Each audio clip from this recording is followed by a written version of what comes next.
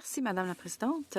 Honorable sénateur, c'est assez poétique que ces murs, qui ont été le théâtre de négociations visant à rapatrier la Constitution canadienne, soient à nouveau le théâtre d'un débat visant à restreindre l'un des compromis fondamentaux qui ont donné vie à ce rapatriement. Le bâtiment du Sénat du Canada était autrefois le centre de conférence du gouvernement où les grands noms de la politique se réunissaient pour discuter d'un pléthore d'idées lancées par le gouvernement fédéral et Pierre-Éliott Trudeau. Le programme de rapatriement, comme on l'appelle, a transféré l'acte de l'Amérique du Nord britannique, rebaptisé la loi constitutionnelle de 1867, la loi suprême de la nation, de l'autorité du Parlement britannique au Canada. Outre la suppression de l'emprise des Britanniques sur nos relations personnelles, le paquet visait à introduire les éléments suivants. Des formules d'amendement pour modifier la Constitution chez nous.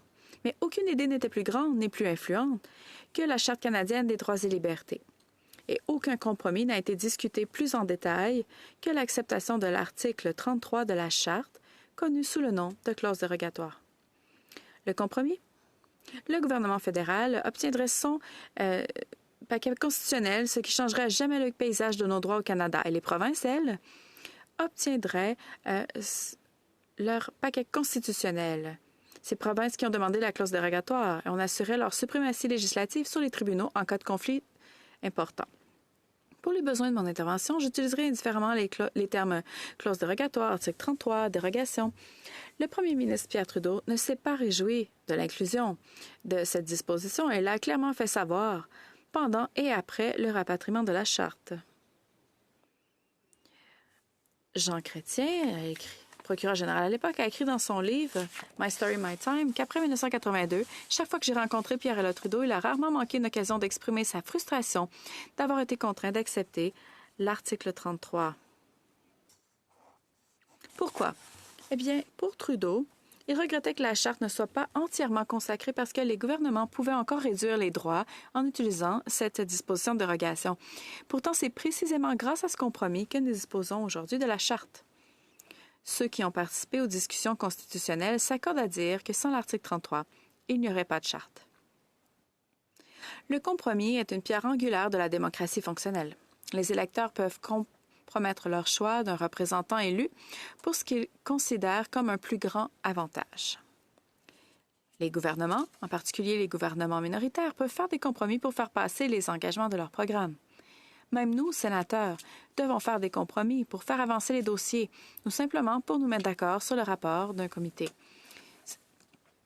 C'est une façon de s'assurer que les points de vue sont pris en compte. Mais le compromis peut être délicat, comme l'ont montré les négociations constitutionnelles du début des années 80, et peut également s'avérer difficile. Il m'est apparu que, de plus en plus, les gouvernements populistes préfèrent éviter les compromis lorsqu'il s'agit des droits des Canadiens garantis par la Charte, en évoquant la disposition de dérogation.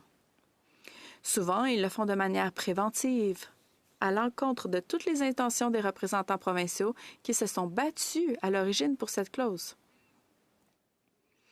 Thomas Axworthy l'a brillamment résumé en déclarant, et je cite, « Aujourd'hui, avec la polarisation et l'esprit partisan qui se développent de manière exponentielle, le compromis semble ne plus avoir la cote par rapport aux délices de la ferveur d'un seul sujet. » Fin de la citation. La politique est devenue un sport sanguinaire. La rhétorique et l'histrionisme utilisés par les partis politiques, certains plus que d'autres, cherchent à diviser et à créer une mentalité de nous contre eux. Là où le parti va, la base suit aveuglément, et les faits, la logique et la raison n'ont aucun pouvoir de persuasion. Le compromis devient futile parce qu'il n'y a pas de discussion avec l'ennemi perçu. Tout le monde n'encourage pas ou ne suit pas cette approche, mais elle est suffisamment répandue pour nuire à nos institutions politiques. Alors que ce sont les provinces qui se sont engagées dans ce que j'appellerais des utilisations abusives de la clause dérogatoire, le chef de l'opposition de l'époque, Pierre Poilievre, a fait allusion de manière non subtile à son utilisation pour certaines personnes des réformes de la justice pénale dans les remarques qu'il a faites à l'Association canadienne des policiers en avril 2024. Et encore cette année, le 15 avril, pendant la campagne, M. Poilievre est allé plus loin et a explicitement déclaré que le Parti conservateur avait l'intention de réformer la justice pénale et donc d'invoquer la clause pour des condamnations consécutives. Il s'agit là d'un exemple de la ferveur pour une seule question notée par M. Axworthy. À l'époque du discours de l'APC, un gouvernement conservateur majoritaire semblait acquis, ce qui a certainement joué dans le calcul du chef du parti. La disposition de dérogation n'a jamais été utilisée au niveau fédéral et l'annonce de M. Poilievre m'a inquiété. Cette disposition est en suspens depuis 43 ans. Et pourtant, aucun premier ministre n'a clarifié la position d'un gouvernement fédéral sur son utilisation. La menace d'une invocation fédérale est maintenant devenue une réalité pour le gouvernement fédéral et le Parlement doit se réveiller et réfléchir à la meilleure façon de traiter un tel cas, y compris nous au Sénat. Comment rationaliser son utilisation dans le cadre de nos devoirs constitutionnels au sein de cette Chambre? Dans le prolongement de la motion présentée au printemps dernier, j'ai choisi de passer de la discussion à l'action. Pour ceux qui n'étaient pas présents à l'époque ou qui ne se souviennent pas de ma motion, ceci demandait au Sénat d'exprimer l'avis qu'il ne devait pas adopter un projet de loi contenant une déclaration au titre de l'article 33 de la Loi sur l'immigration et la protection des réfugiés. Ou plutôt l'article 3 de la Charte. Je vous encouragerai à lire mon discours, mais plusieurs sénateurs ont participé à ce débat déjà. Vous pourrez lire ce qu'ont dit les sénateurs Ringuette, Cotter et Simons. Pour ce qu'elle vaut, mon intervention sur cette motion explique pourquoi j'ai présenté le projet de loi S-218. La formulation de la motion se voulait provocatrice afin d'inspirer la discussion et le débat. De même, vous constaterez que le projet de loi S-218 est tout aussi provocateur, si ce n'est plus. Il vise à modifier notre Constitution. Aurait-il pu s'agir d'un projet de loi autonome? Oui, bien sûr. Cependant, je n'ai pas cherché à en faire un projet de loi autonome pour plusieurs raisons. Tout d'abord, chercher à modifier la manière dont le gouvernement fédéral aborde les droits et libertés fondamentales au pays, en particulier des droits et libertés de cette ampleur, devrait être fait de manière tout aussi sérieuse. Deuxièmement, un amendement constitutionnel attire l'attention. Il s'agit d'être provocateur, afin de garantir un débat et une étude solide sur un sujet important. Un texte législatif autonome restreindrait l'accès à l'information sur les droits de la personne et la liberté d'expression. Et je veux être direct.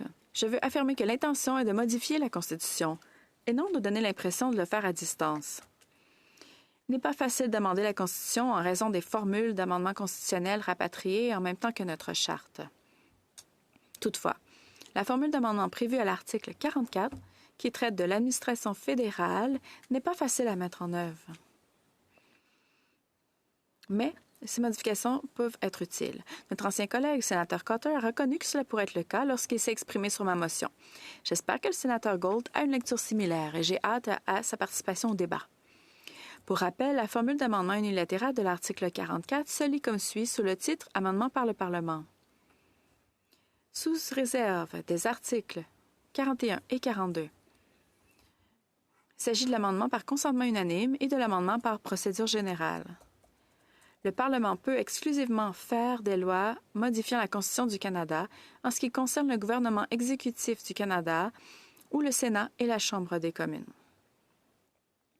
Cette formule est l'une des plus facilement réalisables et a été utilisée dans le passé pour augmenter le nombre de sièges à la Chambre des communes et pour assurer la représentation du Nunavut au Sénat après sa formation, en 1999. Le projet de loi S-218 est une utilisation plus créative de cette formule d'amendement, mais je pense qu'il en saisit la nature.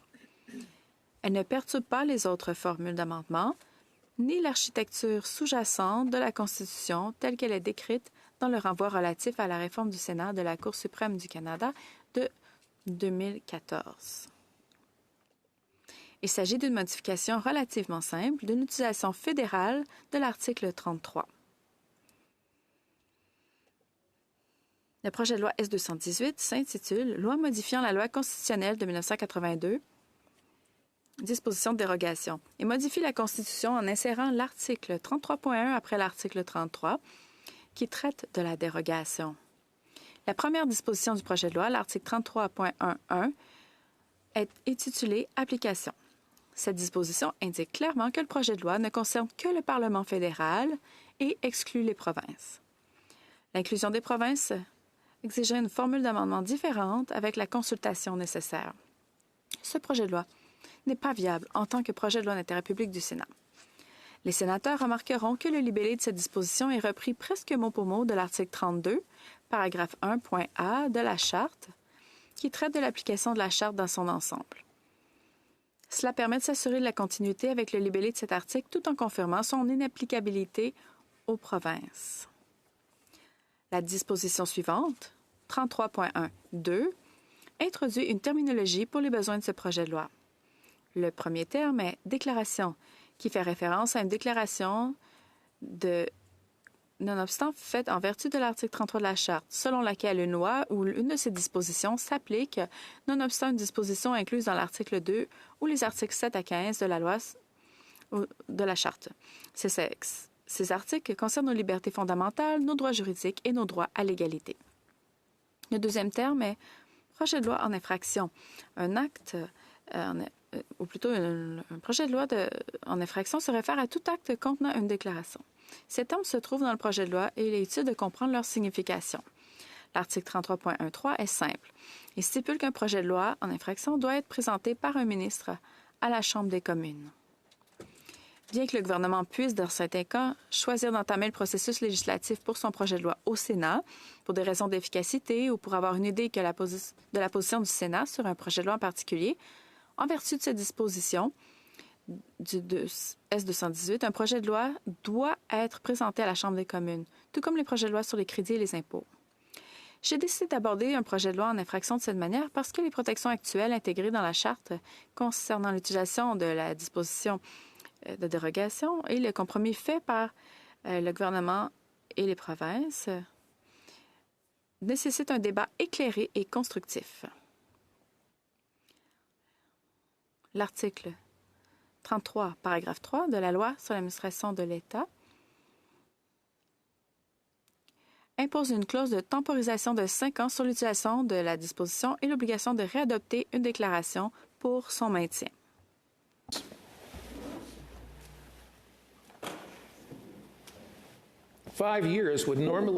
Cinq ans auraient habituellement suffi pour une période électorale et cela aurait permis à l'électorat de changer de gouvernement s'il découvrait que des violations de droits découlaient de l'utilisation de la dérogation.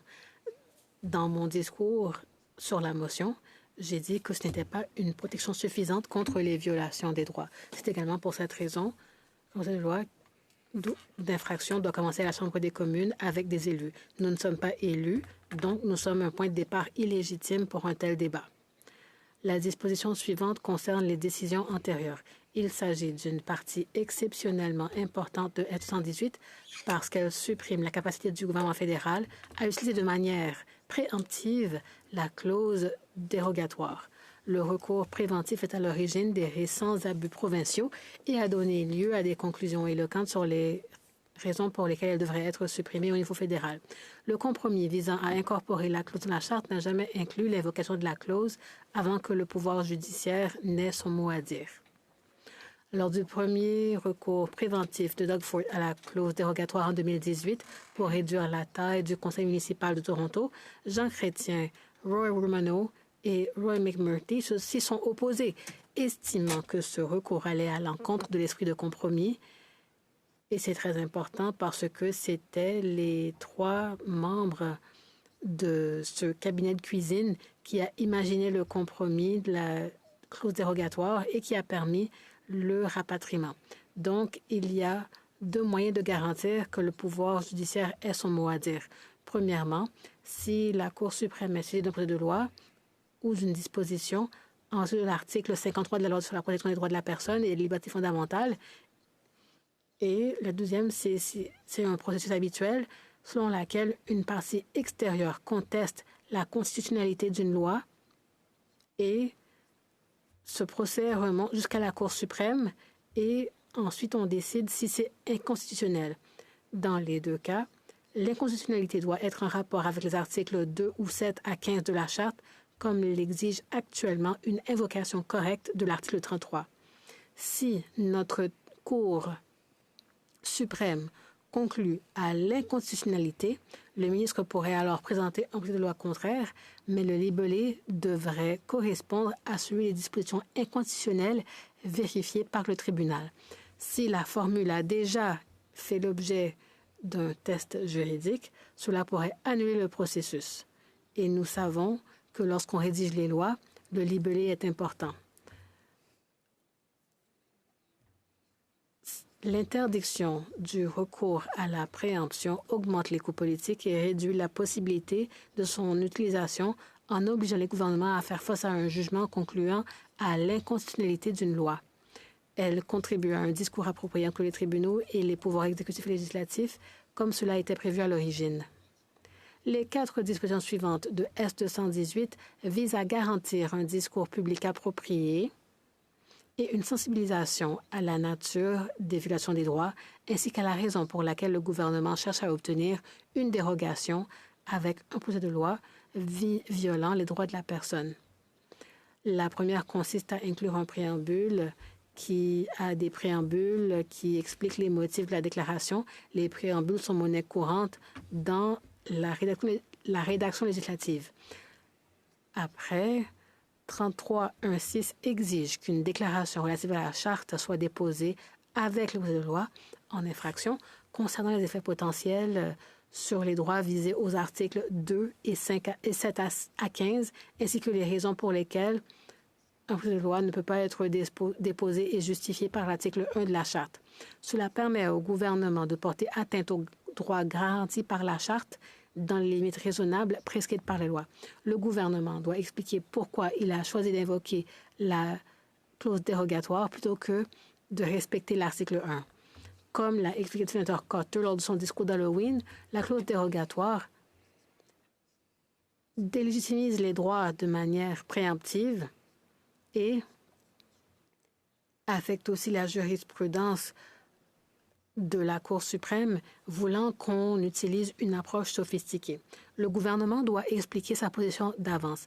Les dispositions suivantes continuent sous l'allocation de temps. Cela enlève simplement la capacité de limiter un débat sur un projet de loi. Cela s'applique à la Chambre des communes et au Sénat, et il est important que ces enjeux soient entièrement considérés avant des votes cruciaux. 33.1.8 du projet de loi est similaire à la disposition précédente, mais concerne les comités pléniers des 2 chambres.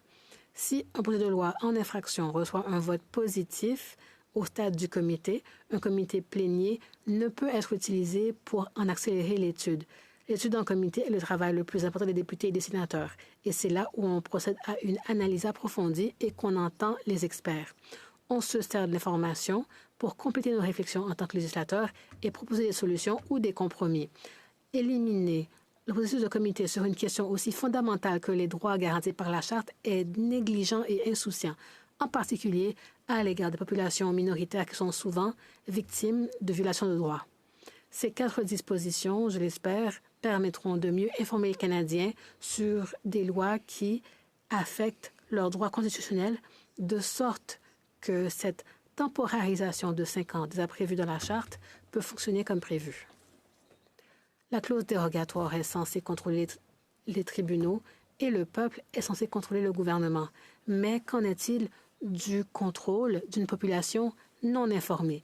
Si les Canadiens ne sont pas conscients que leurs droits sont bafoués, la clause de temporarisation de 5 ans est impuissante. Les gouvernements populistes emprunteront la voie la plus facile pour arriver à leur fin, comme on l'a vu au niveau provincial. Des garde-fous sont nécessaires. La dernière disposition modifie les conditions de vote à la Chambre des communes et selon cette proposition, toute motion visant à lire une 3e fois un projet de loi nécessitera une supermajorité de 66% des votes de l'ensemble des membres de la Chambre, donc 227 votes favorables sur 343. Et si le gouvernement dispose de plus de 227 sièges, il est aussi nécessaire que notre parti reconnu soutienne le projet de loi en infraction. Cela s'appliquerait uniquement à la Chambre des communes et pas au Sénat. La Chambre élue devrait avoir la capacité de prendre des décisions et le Sénat envisagera de faire la même chose, mais envisagera aussi la décision de la Chambre élue. Il s'agit d'une mesure de responsabilité et de transparence et j'espère que la Chambre l'approuvera. Ne vous trompez pas, ces amendements proposés visent à rendre plus difficile l'évocation de l'article 33, mais pas impossible. Je pense que les amendements vont dans le même sens que les intentions initiales des rédacteurs il y a plus de 40 ans. Les Canadiens d'aujourd'hui ne comprennent pas souvent les droits garantis par la Charte et ne connaissent pas vraiment la clause dérogatoire. Cela peut s'expliquer par le passage du temps ainsi que par le fait que la clause dérogatoire n'a pas été utilisée depuis 2018. Mais c'est aussi à cause de la façon dont les Canadiens reçoivent l'information et se méfient des institutions et des figures d'autorité en général. Informer les Canadiens et le faire correctement de leurs droits et de ce qu'une dérogation peut leur apporter est l'objectif de ce projet de loi. Enlevons les raccourcis, ralentissons le processus et veillons à ce que les Canadiens sachent ce qui est en jeu avant qu'un abus fédéral de l'article 33 ne se produise. C'est la raison pour laquelle une procédure d'appel judiciaire complète doit être prévue et c'est pourquoi des débats sans entrave doivent être encouragés. Si le gouvernement veut outrepasser nos droits, il doit s'expliquer en répondant à ces critères. Chers collègues, ces conditions ne sont pas toutes les miennes. J'ai parlé des principes de Peter Lougheed dans mon discours sur la motion. Lougheed, premier ministre de l'Alberta à l'époque, et Sterling Lyon et Alan Blakeney étaient également d'ardents défenseurs de la clause dérogatoire. Lougheed a parlé de la clause dérogatoire et de son inclusion dans la Charte lors d'une conférence à Calgary en 1991, et j'aimerais citer son discours. Il a dit: l'objectif de la dérogation est de permettre un débat public responsable sur les questions de droit et cela pourrait être compromis si les législateurs sont libres d'utiliser la dérogation sans discussion ouverte et sans délibération sur les spécificités de son utilisation. Il ne fait aucun doute que lorsqu'il défie la Cour suprême ainsi que lorsqu'il déroge à un droit prononcé, un législateur doit prendre en compte l'importance du droit concerné, l'objectif de la loi supprimée, la possibilité d'utiliser d'autres moyens, moins intrusifs, pour atteindre le même objectif, ainsi qu'une multitude d'autres questions. Il ne devrait pas incomber uniquement aux tribunaux de déterminer si une limite est raisonnable ou justifiable dans une société libre et démocratique. Fin de citation.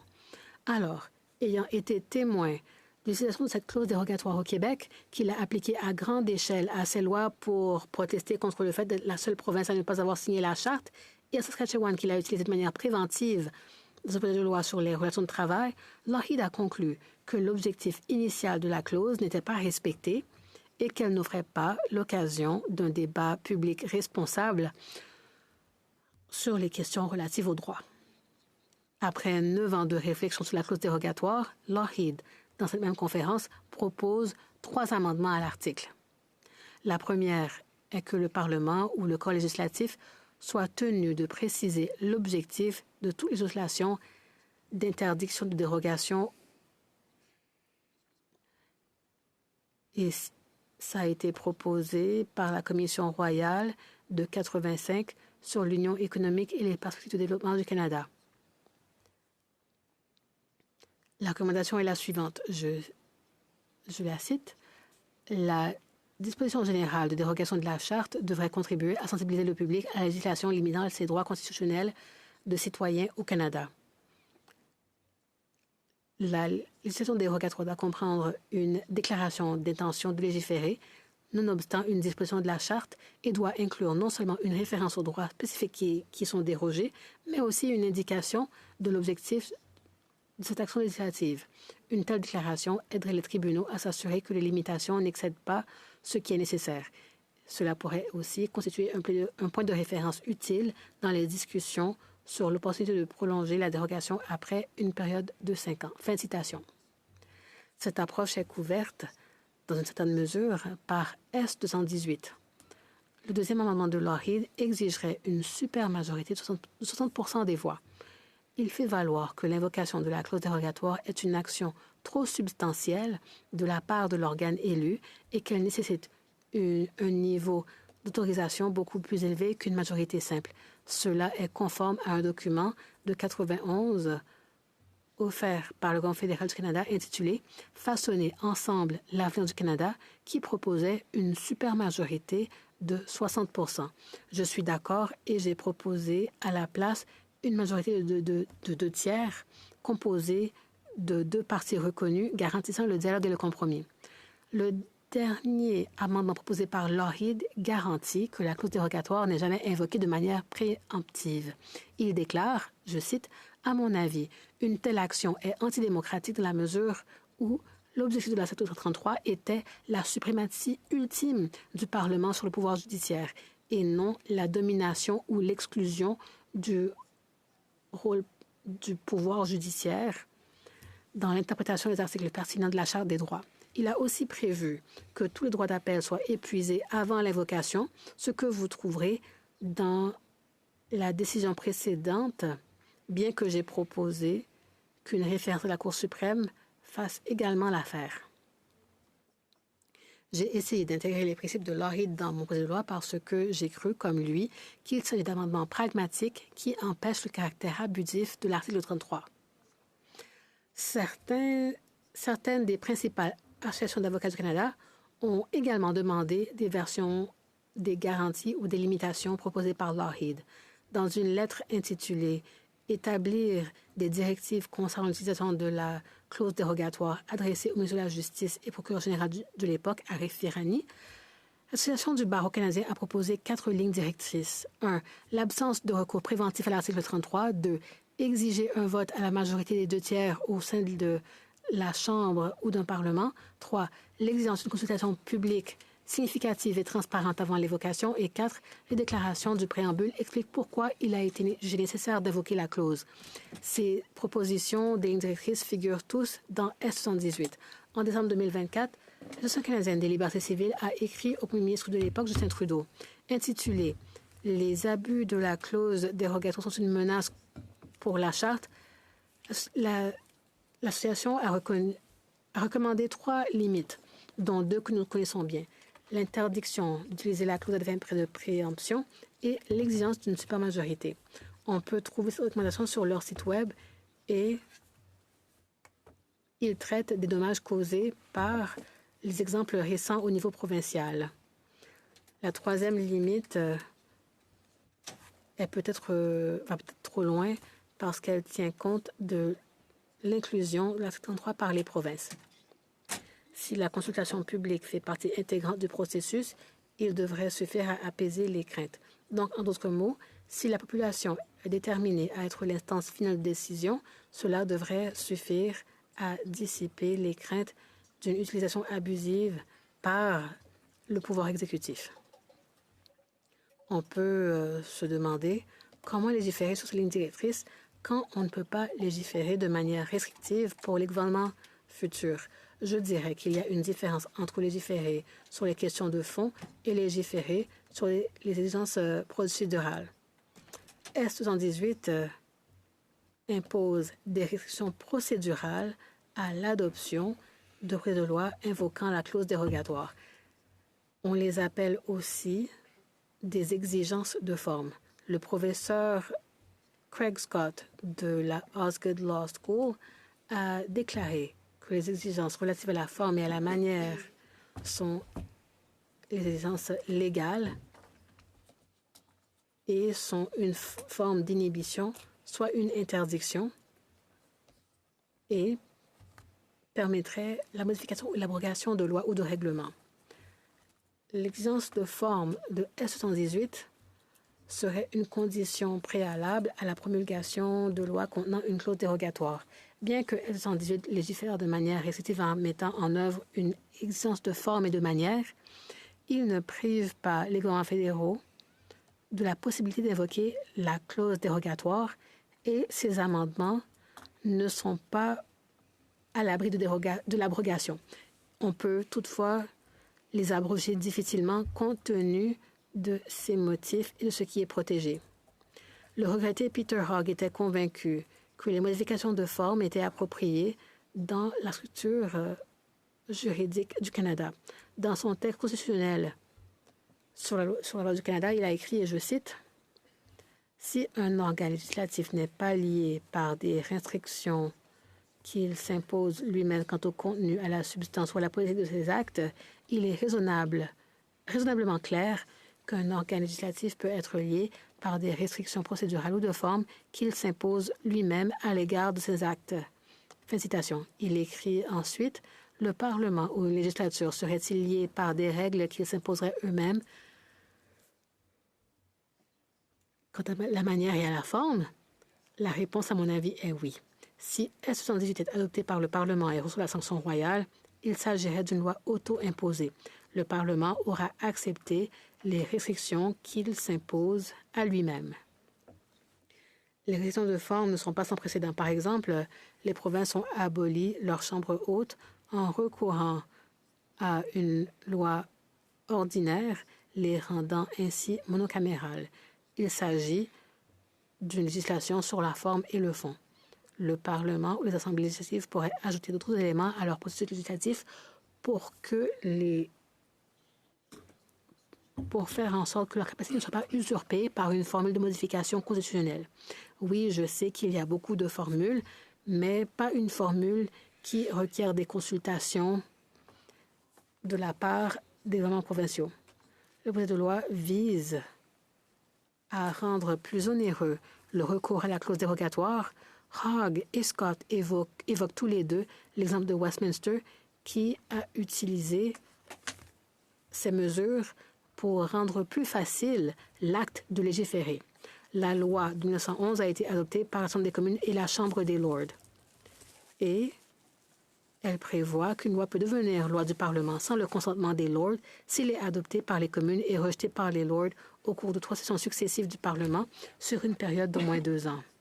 Les communes ont utilisé cette formule en 1949 sans le consentement des lords pour ajouter une plus grande indulgence aux mêmes dispositions, augmentant les pouvoirs des communes en retardant le pouvoir dilatoire des lords à 2 sessions et 1 an. L'exigence de forme a été établie par la suite contre les lords. Hogg indique dans son chapitre sur les modalités de son texte que pour qu'une disposition soit efficace en droit, elle doit s'appliquer à elle-même. C'est ce qu'on appelle être doublement ancré ou autoréférencé. Essentiellement, les modalités doivent non seulement s'appliquer à la catégorie des lois protégées, dans ce cas les lois fédérales qui invoquent la disposition de dérogation, mais elles doivent également s'appliquer aux lois qui cherchent à modifier ou à abroger la disposition relative aux modalités elles-mêmes. Si nous devions suivre sa recommandation, les critères que j'ai fournis et qui permettent d'invoquer la disposition de dérogation s'appliqueraient également aux amendements ou à l'abrogation de ce projet de loi. J'ai décidé de ne pas doubler les dispositions. Et je vois que le sénateur Gold hoche de la tête. Le fait qu'un amendement constitutionnel soit demandé devrait suffire à dissuader les futurs gouvernements d'essayer de l'abroger complètement. Ce ne serait pas une stratégie gagnante que de tenter de réduire ces droits que nous essayons de protéger par l'abrogation pure et simple du projet de loi S-218. C'est en modifiant la Constitution que les exigences de forme deviennent crédibles. En modifiant la Constitution à ces fins, elle fera également partie de notre loi suprême. Un projet de loi autonome visant à faire la même chose n'aurait pas le même poids et ne dissuaderait pas les abus. Il s'agirait d'une autre raison pour laquelle j'ai estimé qu'il convenait de modifier la Constitution elle-même plutôt que d'adopter un projet de loi. S'engager dans cette voie due à la bonne approche, elle démontre le leadership du gouvernement fédéral et l'importance qu'il accorde à la protection des droits fondamentaux. Si le gouvernement fédéral met en œuvre des restrictions à l'utilisation de la dérogation par le biais d'un amendement constitutionnel, peut-être que les provinces s'aligneront également. J'espère que les provinces verront les avantages de l'autolimitation et qu'elles réduiront l'utilisation de cette disposition.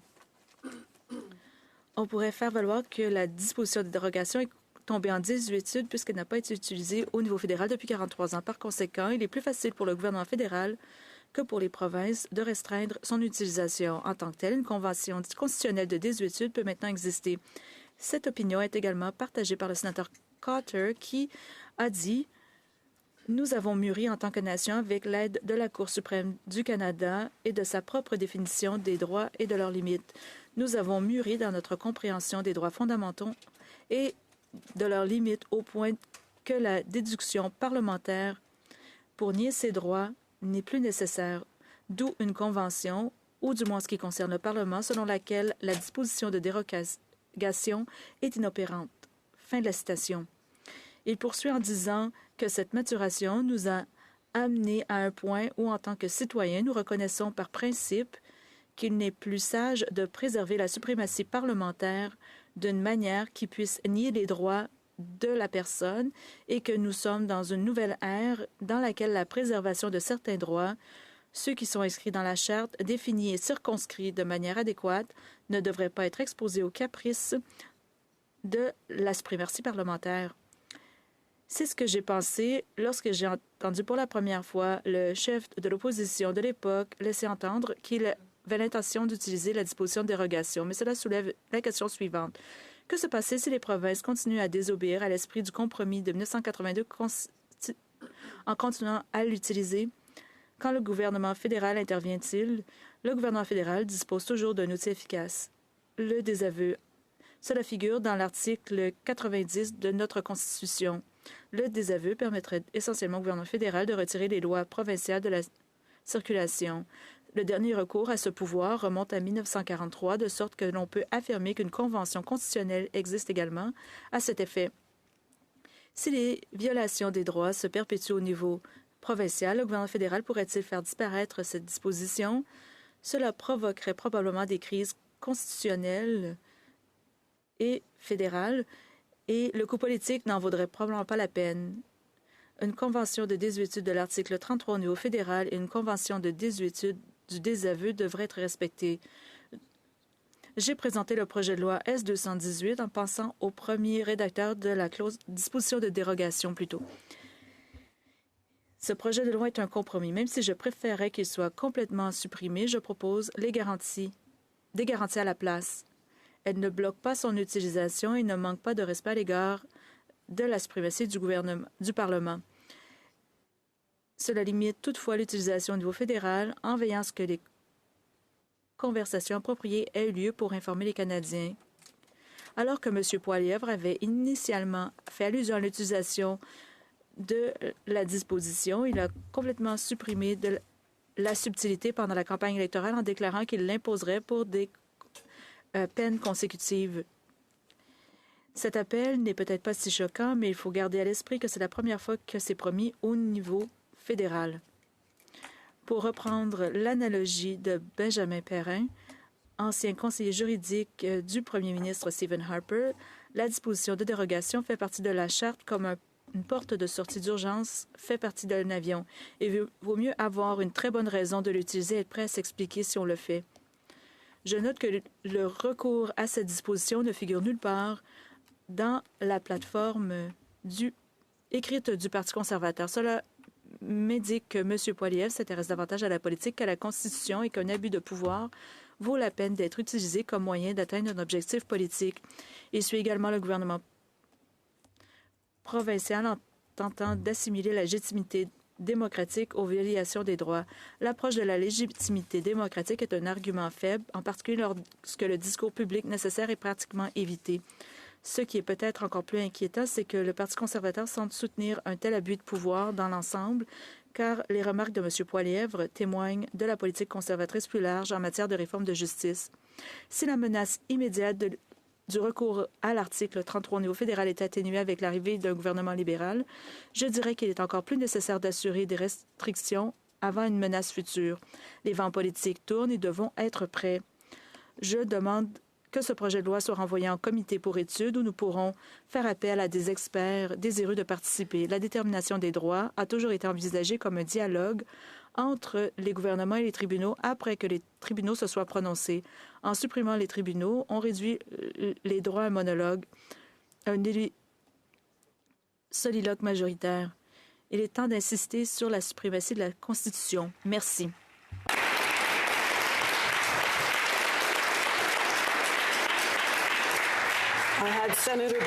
La sénatrice Batters et le sénateur Roussakos ont des questions. Sénatrice Batters, avez-vous une question? Oui. Sénateur Harder, dans votre discours, vous avez dit que la Chambre des communes devrait avoir la capacité de prendre des décisions sur ces projets de loi. Vous dites aussi que le Sénat est non élu et qu'il n'est pas le bon point de départ pour un tel projet de loi qui fait recours à l'article 33 de la Constitution. Donc, s'il est illégitime que l'on amorce le travail, pourquoi le Sénat ne serait pas un bon point de départ pour ce projet de loi? Sénateur Harder, très bonne question. J'y ai réfléchi. Je me suis dit, il faut commencer quelque part. J'appuierai un projet de loi du gouvernement ou un projet de loi de la Chambre des communes à cet effet. Il faudrait commencer ici et mobiliser l'autre chambre. Sénatrice Batters, c'est toute une réponse. Dans votre discours et dans votre discours précédent sur la motion plus tôt, vous avez beaucoup parlé du recours à la disposition de dérogation par un gouvernement populiste. Le NPD de la Saskatchewan avec le premier ministre Blakeney, si ce n'était pas de lui, j'imagine qu'on n'aurait pas la disposition de dérogation dans notre Constitution. C'était sa demande pour le rapatriement de la Constitution. Il était un Rhodes Scholar. Il ne voulait pas limiter son utilisation aux provinces. Il voulait que le gouvernement fédéral puisse y avoir recours. C'était un équilibrage des droits. Je ne crois pas que Alan Blakeney se serait dit populiste. Au début de la Charte, le gouvernement provincial du Québec l'a utilisé chaque fois qu'il présentait un projet de loi. Compte tenu de cela, ne voulez-vous pas reconnaître que ce ne sont pas que des gouvernements populistes qui ont considéré que la disposition des dérogations soit la bonne façon d'équilibrer les droits? Sénateur Harder. Bon, j'aimerais revenir à M. Blakeney. Il avait été un Rhodes Scholar, il avait étudié à l'Université Dalhousie, il était procureur général. M. Romanov a signé une lettre à laquelle j'ai fait référence plus tôt, indiquant que ce n'était jamais l'intention de l'utiliser de façon provisoire, comme l'ont fait certaines provinces. Je crois qu'il partagerait l'opinion de son procureur général à cet effet. Concernant les gouvernements populistes, bon, ça n'a pas été la seule façon, les seuls qui l'ont utilisé, mais on peut tenir ce débat sur ce qui constitue un parti populiste. Sénateur MacDonald, Madame la Présidente, Sénateur Harder, vous avez indiqué que ce n'était pas de l'article 33, il n'y aurait pas eu de rapatriement de la Constitution. C'est similaire à la conférence de Charlottetown en 1864, où plus de la moitié du temps était passé sur la composition du Sénat et savoir s'il y aurait ou non un Sénat. L'argument à l'époque, c'était de dire que s'il n'y avait pas de Sénat, il n'y aurait pas de Canada. Donc, des compromis ont été apportés pour les besoins de la Constitution. La nature abusive de l'article 33. Maintenant, considérez-vous l'utilisation de l'article 33 par les gouvernements de la Saskatchewan et du Québec comme étant abusive? J'aimerais d'abord commenter sur votre point plus général, à savoir si c'est d'un compromis. Oui, c'était le cas. Voilà pourquoi je ne demande pas de l'abolir, cette disposition de dérogation, ni le Sénat par ailleurs. Meech et Charlottetown ont corrigé. En fait, le premier ministre Mulroney était un grand critique de la disposition de dérogation et les accords de Meech et de Charlottetown visaient à modifier ce changement en fournissant différentes dispositions dans la Constitution auxquelles le gouvernement du Québec acquiesçaient. Pierre-Éliott Trudeau, Mulroney, M. Chrétien, M. Harper, M. Trudeau ont tous appuyé le fait de ne pas utiliser la disposition de dérogation au niveau fédéral. Depuis 43 ans, aucun gouvernement canadien n'a invoqué cette disposition. Donc, vous me parlez maintenant de l'invocation de cette disposition par les provinces. Par exemple, au sujet du projet de loi 21 au Québec, j'ai exprimé mes préoccupations quant à son abus, mais ce projet de loi ne traite pas de l'utilisation provinciale de la disposition de dérogation et vise à établir une norme plus élevée pour son recours au niveau fédéral et peut être une inspiration pour les gouvernements provinciaux et la société. Le temps alloué au débat est expiré. Le sénateur Oussakos, avez-vous une autre question? Je me demandais si le sénateur Harder demandait plus de temps. Le sénateur Harder, demandez-vous plus de temps?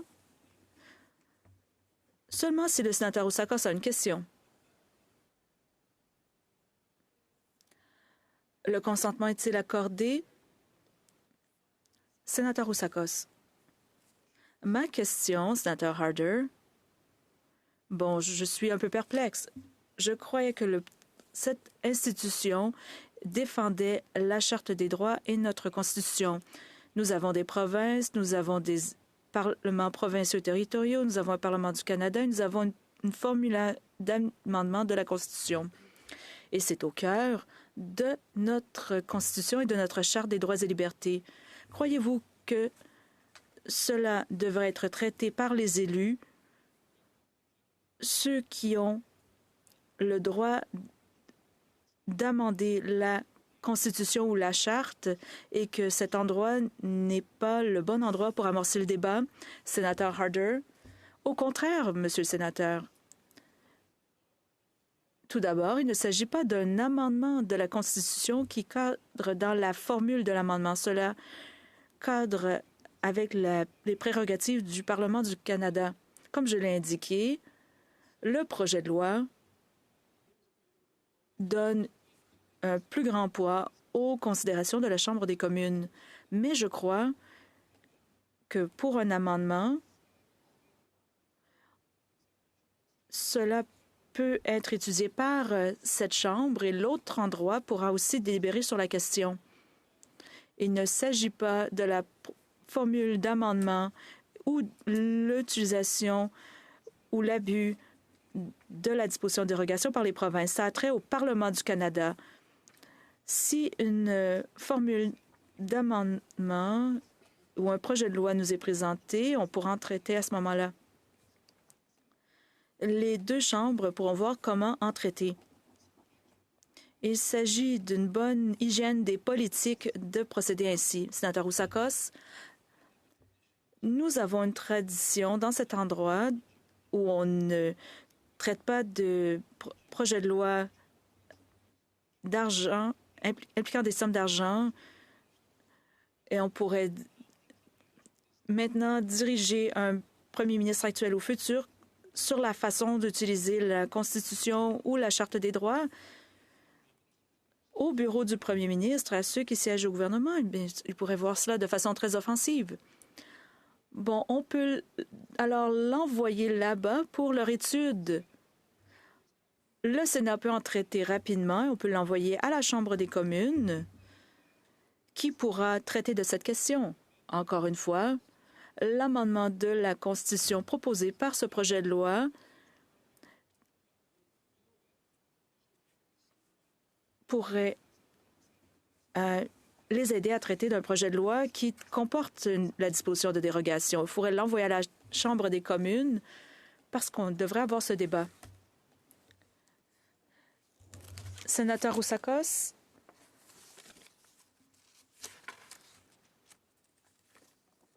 Je regarde l'heure.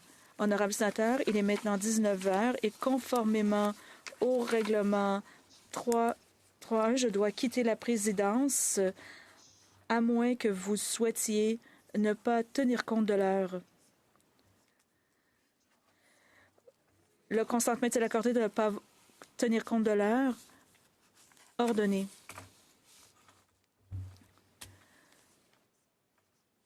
J'aimerais préciser quelque chose, sénateur Harder. Lorsque vous avez demandé plus de temps, était-ce pour répondre à la question du sénateur Oussakos ou demandiez-vous 5 minutes additionnelles? Je suis prêt à répondre à la question du sénateur Oussakos, mais on peut aussi passer au souper. Sénateur Oussakos. Sénateur Harder. Le Sénat va étudier votre projet de loi, mais tous les collègues seront d'accord. Lorsqu'un projet de loi traite de la Constitution ou de la Charte des droits, eh bien, on ne devrait pas en traiter rapidement. Ça devrait être en détail. Sénateur Harder, le gouvernement avance lentement jusqu'à ce qu'il agisse rapidement. Le Sénat suit ce principe. J'espère qu'on pourra entendre les témoins en comité. Cela nous permettra de mieux comprendre les choses. Et peut-être que ça aidera au discours général avec les parties intéressées. Je ne suggère pas qu'on aille trop vite, mais il faut faire avancer les choses suffisamment afin que des études approfondies en comité puissent faire partie de notre programme. Sénateur Harder, 2 autres sénateurs veulent poser des questions. Demandez-vous plus de temps pour y répondre? Oui, je ne sais pas qui veut poser une question. Donc, vous demandez plus de temps. Le consentement est-il accordé pour 5 minutes additionnelles? Oui. Sénatrice Batters. Merci, sénateur Harder. Dans votre projet de loi, lorsque vous parlez de ce qui serait requis pour qu'un projet de loi soit adopté par la Chambre des communes avec la disposition de dérogation, cela comprend les membres de la Chambre des communes ainsi que des membres d'au moins 2 groupes composés d'au moins de différents partis officiels. Bon, ici, voici à quel point c'est difficile et que ça ne se produira jamais. La Chambre des communes actuelle compte 343 députés. On aurait besoin de 228 députés de la Chambre des communes qui voteraient en faveur de ce projet de loi. Et comme ça doit venir d'au moins 2 groupes différents, les 2 seuls groupes qui pourraient atteindre ce nombre seraient les libéraux et les conservateurs. Je me demande, croyez-vous que ce sera si difficile qu'un tel recours à la disposition de dérogation ne serait jamais adopté? Sénateur Harder. Bon. En tant qu'un des fondateurs de l'argument constitutionnel, on devrait porter attention. Il faut s'inquiéter des abus. Est-ce que j'essaie de rendre son utilisation plus difficile? Absolument. On parle ici d'aller à l'encontre de droits enchâssés dans la Constitution. Alors oui, rendons cela plus difficile. Une dernière question, sénateur Harder. Je vais montrer mon ignorance ici. Je ne suis pas un avocat. Si un gouvernement futur décide qu'ils veulent adopter quelque chose qui change le code criminel, par exemple, dans un projet de loi, ça devrait être un projet de loi, est-ce qu'ils ne pourraient pas, dans leur libellé, défaire ce que vous venez de faire dans votre projet de loi et aller de l'avant? Est-ce qu'il y a des protections incluses qui empêcheraient de faire ça? Pour qu'on protège votre projet de loi contre une majorité dans l'avenir, par exemple, qui voudrait aller à l'encontre. Ce qui m'inquiète, c'est qu'on l'a vu avec le droit du travail. Hein? Il y a des votes secrets avec les syndicats, etc. Ils peuvent aller à votre maison. Bon, il y a toutes sortes de façons de faire ça. Est-ce que c'est ça qu'on va faire avec la Constitution? Chaque gouvernement va changer la Constitution. Est-ce que vous avez peur que ça puisse diluer la sanctité de la Constitution? Sénateur Harder. Bon, souvenez-vous ce projet de loi ne change pas les protections de la Charte. On ne fait qu'enchasser le processus par lequel un projet de loi qui utilise la disposition de dérogation doit procéder. Par contre, l'amendement ne serait pas enchâssé. J'ai dit pourquoi. Mais un gouvernement qui serait déterminé à faire avancer un projet de loi qui viole ce projet de loi qu'on vient de déposer, eh bien, premièrement, il faudrait un projet de loi qui révoque cela avant qu'il puisse aller de l'avant. Et je compte sur un débat intelligent de parlementaires, de députés, sénateurs, de la société civile, afin de discuter avec un gouvernement qui proposerait de faire cela à un niveau vraiment sérieux de discussion, à savoir quels sont nos droits et libertés selon la Charte. Qu'est-ce que ça veut dire d'y contrevenir? Ce serait plus complexe que ce double enchâssement auquel vous faites allusion. Donc, j'ai décidé de façon délibérée d'être assez léger, mais c'est un amendement constitutionnel. Cependant, je ne modifie pas la formule d'amendement.